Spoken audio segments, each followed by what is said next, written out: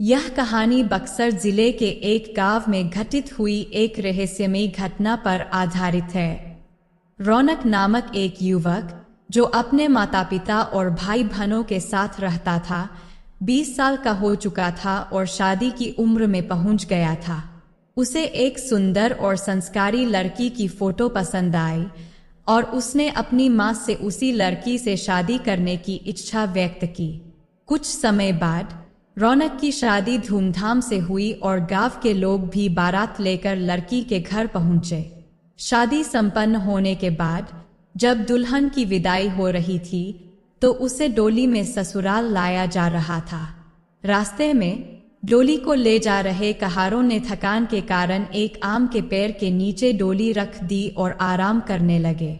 तभी उस पेड़ की चुड़ैल नीचे उतरी और दुल्हन को मारकर उसके अंदर आ गई और डोली में बैठ गई। थोड़ी देर बाद वह अपने ससुराल पहुंच गई। लोकाचार पूरे होने के बाद जब रात हुई तो रौनक अपने कमरे में गया।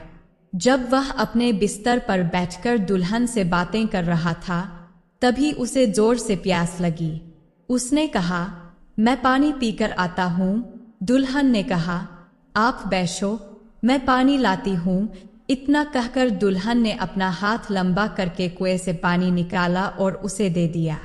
यह देखकर रौनक जमीन पर गिरकर बेहोश हो गया। थोड़ी देर बाद जब उसे होश आया तो उसने अपने सामने घूंघट में छुपी चुड़ैल को देखा और भागने की कोशिश करने लगा। तभी चुड़ैल ने कहा, आप भागो मत, मैं आपको मारूंगी नहीं और अब मैं आपके साथ रहूंगी भी नहीं। नहीं तो आप जीवित नहीं रहोगे क्योंकि आपने हमारा चेहरा देख लिया है। चुड़ैल ने आगे कहा, यह गांव मेरी निगरानी में हमेशा रहेगा क्योंकि यह मेरा ससुराल है। मैं आपको एक बात बताती हूँ जो आप अपने गांव वालों को बता देना। जिस घर का चूल्हा उत्तर दिशा में होगा वह सब अपने घर का चूल्हा दक्षिण दिशा में कर लें। इससे उनके घर में हमेशा बरकत बनी रहेगी। इतना कहकर वह गायब हो गई।